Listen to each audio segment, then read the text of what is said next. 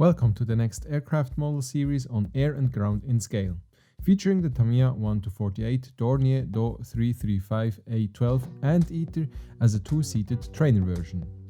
I'm Leon, and as in the last series about the Focke-Wulf 190, there will be several upcoming videos showing each step until the model is finished. If you haven't seen the series, check it out now. And if you want to see at least one video a week about scale modeling aircrafts and tanks, hit the subscribe button immediately and activate the notification bell so that you don't miss when the next video is online. In this first video about the Anteater, we're gonna check what comes in the box, what tools I use, and then we build this exotic airplane. At the end of this video, we're ready to start with the cockpit. Again, a big thank you for your critique and comments and helping the channel grow. So stay with me and let's do it! As everyone knows, Tamiya kits are one of the finest brands. The parts are sometimes a little bit simpler as in Edward kits, but the fit is perfect. In the Dornier Do335 A-12 kit aren't many parts. Some additional parts to the standard kit to build the trainer version. Compared to the Focke-Wulf 190, the plane is pretty big for a 1-48 scale aircraft. As the Tamiya plastic parts are very nicely detailed, almost no PE parts are necessary. The instructions are clear and very good depicted, especially the poster with the drawing is a nice addition and comes in handy when painting the camo. I already printed them in the corresponding scale and I'll cut them out and use them to mask the aircraft. The plastic parts are perfectly molded, almost no flash and cleanup. What I miss are the molded rivet lines like on the Edward kits. They would add a nice detail when you add the panel line wash. I got a riveting tool which I'll use on a future build. I have to admit, adding rivets is not my favorite task. There are always missing some nice seat belts, which is a nice detail to add. So I took them from the Edward detail set. Here's my set of tool which I always use. The Tamiya nipping tool which cuts the part really clean off of the sprue. It eliminates much of the cleanup. A standard hobby blade. Doesn't have to be razor sharp, sometimes it's better when it got a little bit blunt. My most used files from FlexiFile, one in medium and one in coarse. But you can almost do everything with a medium file.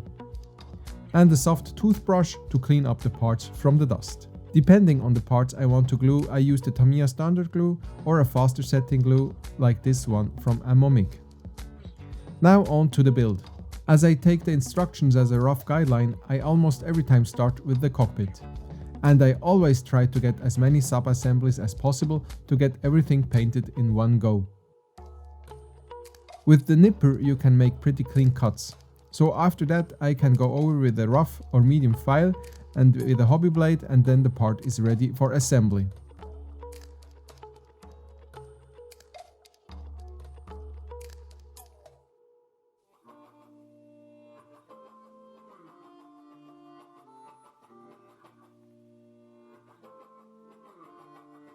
If the part is very delicate, I try to scrape off and clean the part with the hobby blade, as you can see. Then, with the Tamiya glue, I put them together.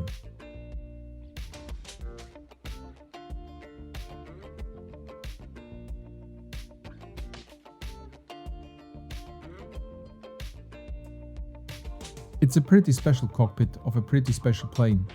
I chose it because of its exotic appearance with two propellers and the nice camouflage in RLM 81 and 82.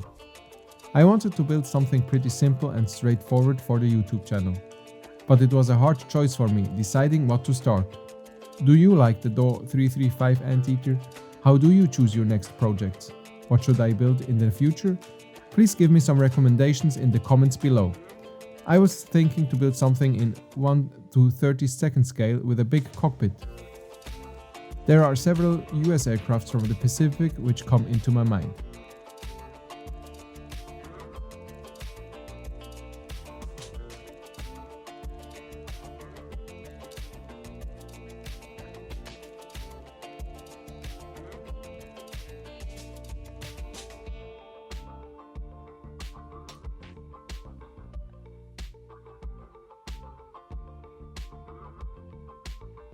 Okay, back to the build.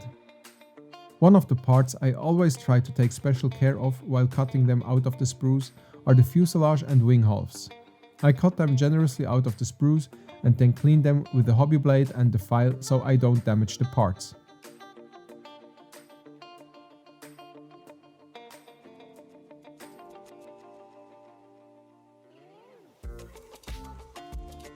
If I can, I glue the finished parts inside one side of the fuselage, like this air intake.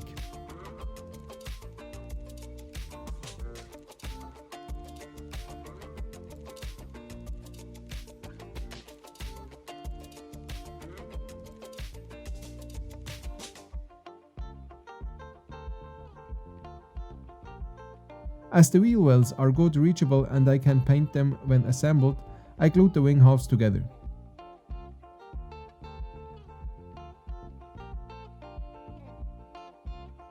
Then again I cleaned them up with a blade and with a file.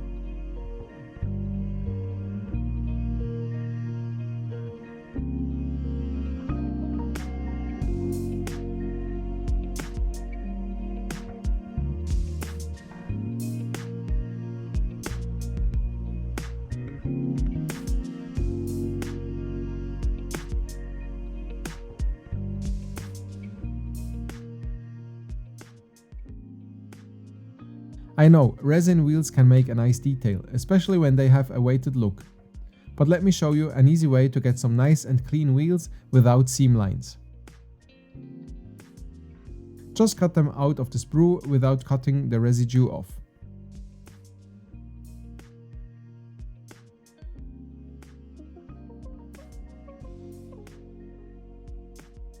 Then glue the hulls together with Tamiya glue and press them firmly together so that the melted glue builds a residue.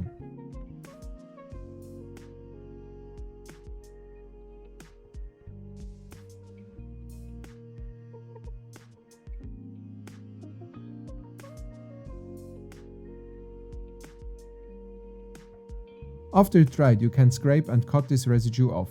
Then with a file, get the wheels clean.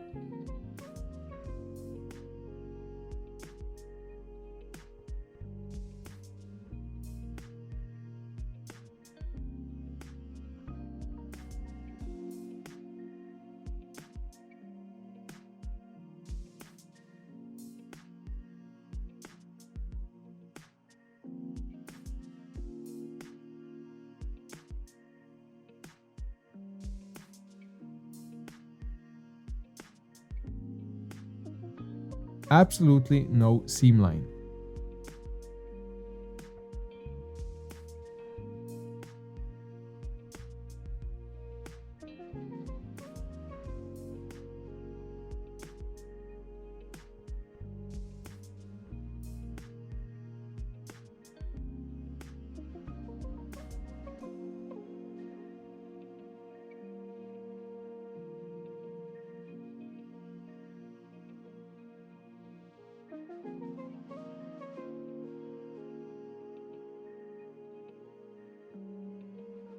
I haven't found a very good way to cut the PE parts out of the fret.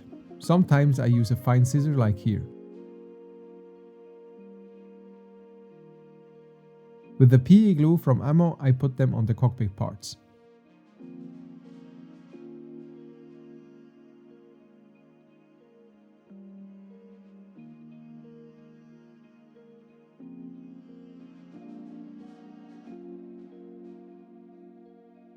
In the Tamiya kit there's only a decal for the seat belts, which I only would use in a closed canopy situation, which I have never done before. The seat belts added a nice detail to the seats, which are very important to me. I attached these with cyanoacrylic glue from Colle 21. In my opinion, fabric seat belts are the best you can get as a detail. For example, from HGW. To work with CA glue, I used the glue looper tool. As the name tells, on the tip there is a small loop which takes a little bit of CA glue and you can apply it very precisely. It is much more precise than with a toothpick. But the toothpick is useful to handle the PE.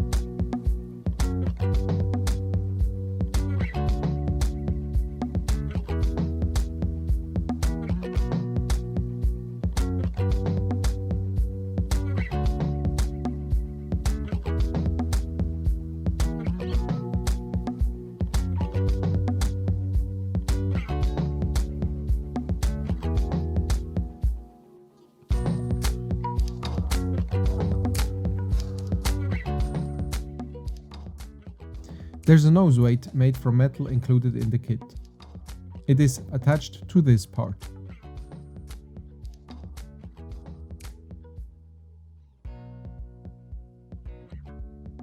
And in the front will be an engine part with a polycap inside to attach one of the two propellers. Okay, now we have assembled the first batch of the model, and we're ready to prime the cockpit and the wheel wells and wheels. The next video will be all about this, so we can close up the fuselage and prime the whole aircraft. If you want to see the progress of the cockpit, subscribe now and activate the notification bell to see it in the upcoming video. You guys are great. I'm always happy about critique and comments, so leave a like if you think you get some motivation and inspiration out of this video. And tune in for the next part, which is coming soon. Have a great weekend and keep on modeling.